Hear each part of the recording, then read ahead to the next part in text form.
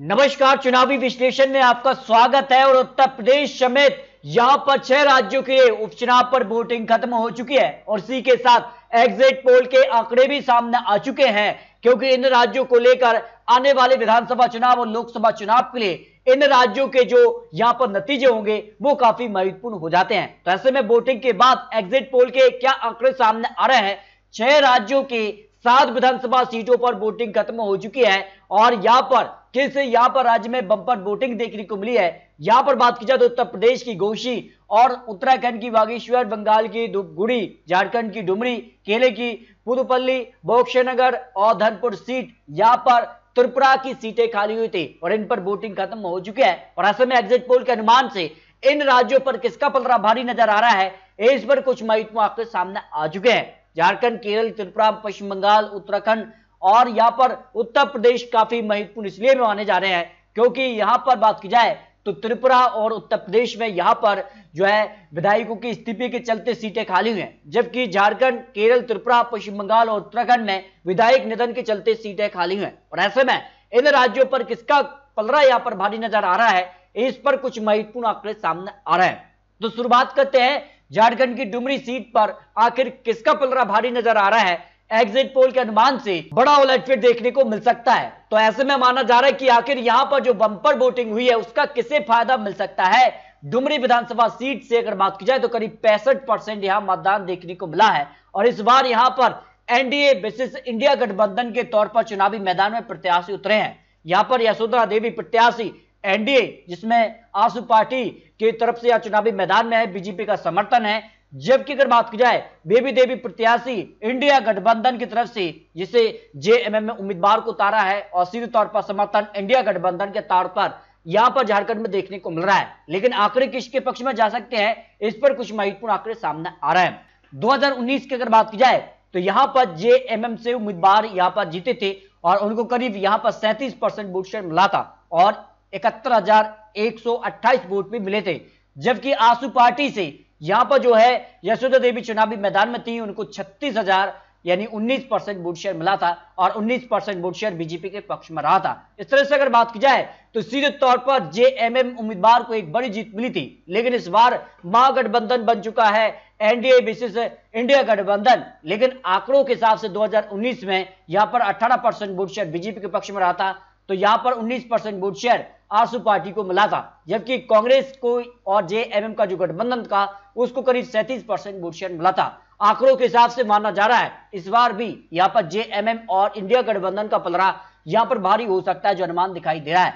लेकिन सबसे महत्वपूर्ण उत्तर प्रदेश की घोसी विधानसभा सीट भी मानी जा रही है और यहां पर आमने सामने भाजपा विशेष समाजवादी पार्टी है और ऐसे में माना जा रहा है कि एक यहां पर सीधे तौर पर ट्रायल होगा कि किसके दावे में कितना दम है। लोकसभा चुनाव के लिए आखिर उत्तर प्रदेश की जनता किसके पक्ष में जा सकती है, उत्तर प्रदेश को लेकर महत्वपूर्ण आंकड़े सामने आ रहे हैं। अगर बात की जाए उत्तर प्रदेश की घोसी विधानसभा सीट पर करीब 50% यहां मतदान देखने को मिला है और ऐसे में यहां पे आंकड़े किसके पक्ष में जा सकते हैं, क्योंकि अपने अपने जीत के दावे किए गए हैं। बीजेपी की तरफ से बड़े बड़े दिग्गज नेता यहां चुनावी मैदान में थे, जबकि समाजवादी पार्टी ने भी पूरी दम के साथ चुनावी मैदान में उतरी थी और यहां बड़ी बड़ी जनसभाएं भी की हैं। और ऐसे में अगर बात की जाए समाजवादी पार्टी से यहां पर सुधाकर सिंह चुनावी मैदान में है, जबकि अगर बात की जाए बीजेपी से दारा सिंह चुनावी मैदान में रहे। आपको बता दें कि यहां पर सीधे तौर पर दारा सिंह यहां पर पहले समाजवादी पार्टी में थे, लेकिन इस्तीफे के बाद वो बीजेपी में आ चुके हैं और बीजेपी ने उन्हीं को चुनावी मैदान में उतारा है, जबकि सुधाकर सिंह यहां पर निर्दलीय के तौर पर 2019 में यहां पर जो है चुनावी मैदान में थे, लेकिन इस बार समाजवादी पार्टी से उन्हें टिकट मिला है। ऐसे बात की जाए 2019 में यहां पर बीजेपी ने सीट पर जीत हासिल की थी, करीब 68,371 वोट उनके पक्ष में रहे थे, जबकि निर्दलीय ने यहां पर 66,598 वोट हासिल किए थे। जबकि 2022 के आंकड़ों की बात की जाए तो इस सीट पर समाजवादी पार्टी से दारा सिंह चौहान यहां पर जीते थे, लेकिन अब वो इस्तीफे के चलते बीजेपी में आ चुके हैं, जबकि यहां पर बीजेपी दूसरे नंबर पर रही थी। तो ऐसे में माना जा रहा है कि सीट पर समाजवादी पार्टी बीजेपी में 50-50 की टक्कर हो सकती है। 50% वोट शेयर भी सामने आया है, बराबर की टक्कर यहां देखने को मिल सकती है, जो अनुमान यहां पर दिखाई दे रहा है। जबकि अगर बात की जाए तो इस सीट को लेकर जो यहां पर माना जा रहा है कि कई दलों का समर्थन भी रहा है, ऐसे में माना जा रहा है कि इस सीट को काफी महत्वपूर्ण माना जा रहा है।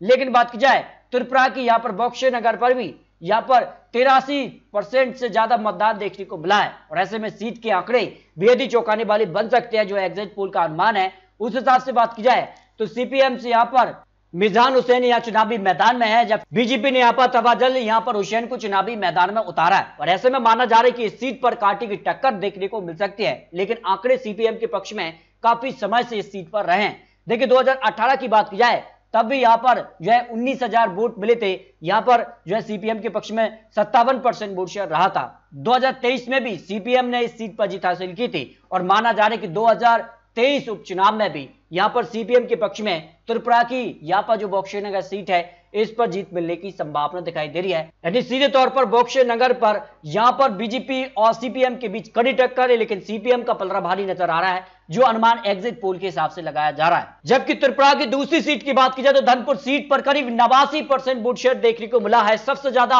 यहाँ पर वोटिंग इस सीट पर देखने को मिली है और इस बार बीजेपी ने यहाँ पर बिंदु यहाँ पर देवनाथ को चुनावी मैदान में उतारा तो सीपीएम ने कौशिक यहाँ पर चंदा को चुनावी मैदान में उतारा। कांटे की टक्कर देखने को मिली है, लेकिन आंकड़े किसके पक्ष में जा सकती है, जो अनुमान दिखाई दे रहा है 2018 में सीट पर सीपीएम ने जीत हासिल की थी और मानिक सरकार को करीब 22,176 वोट मिले थे, 54% वोट शेयर रहा था। जबकि बीजेपी से यहाँ पर प्रतिमा भौमिक को करीब 16,735 वोट और 41% वोट शेयर 2018 में देखने को मिला है। लेकिन हाल ही में जो विधानसभा चुनाव हुए उसमें बड़ा उलटफेर देखने को मिला। बीजेपी तरफ से प्रतिमा भौमिक को 19,148 वोट मिले, जबकि यहां पर कौशिक चंदा को करीब 16,648 वोट मिले। इस तरह से अगर बात की जाए तो कांटे की टक्कर जरूर देखने को मिली, लेकिन बीजेपी का पलड़ा भारी इस चुनाव में रहा और उपचुनाव में भी माना जा रहा है कि बीजेपी यहां पर एक बड़े अंतर से जीत दर्ज कर सकती है। जबकि यहां पर उत्तराखंड की बागेश्वर सीट पर भी आमने सामने की टक्कर देखने को मिली है और ऐसे में किसके दावे में कितना दम है, क्योंकि बागेश्वर सीट पर सीधे तौर पर चंद्र रामदास बीजेपी विधायक निधन के चलते ही सीट खाली हुई है और ऐसे में इस बार किसका पलड़ा भारी नजर आ रहा है। इस सीट पर करीब यहां पर 56% वोट शेयर देखने को मिला है और ऐसे में माना जा रहा है कि उत्तराखंड सीट को लेकर जो अनुमान है उस पर बड़ा उलटफेर देखने को मिल सकता है। बीजेपी की तरफ से यहां पर पृथ्वी दास को यह चुनावी मैदान में उतारा, जबकि कांग्रेस ने यहां पर बसंत कुमार को चुनावी मैदान में उतारा है। लेकिन आंकड़े किसके पक्ष में जा सकते हैं, 2017 में सीट पर बीजेपी ने जीत हासिल की थी, करीब 51% वोट शेयर उनके पक्ष में रहा था और अगर 2022 की भी बात की जाए तो बीजेपी ने इस सीट पर जीत हासिल की थी, करीब 43% वोट शेयर रहा था और माना जा रहा है कि सीट पर भी बीजेपी एक बड़े अंतर जीत दर्ज कर सकती है, जो अनुमान दिखाई दे रहा है, क्योंकि काफी समय से बीजेपी के पाले में इस सीट रही है और ऐसे में इसका फायदा बीजेपी को मिल सकता है। जबकि अगर बात की जाए तो पश्चिम बंगाल की धूपगुड़ी सीट की अगर बात की जाए तो बीजेपी विधायक निधन के चलते सीट खाली हुई है, करीब यहां पर 76% वोट शेयर देखने को मिला है और ऐसे में बम्पर वोट का फायदा बीजेपी के पक्ष में जा सकता है।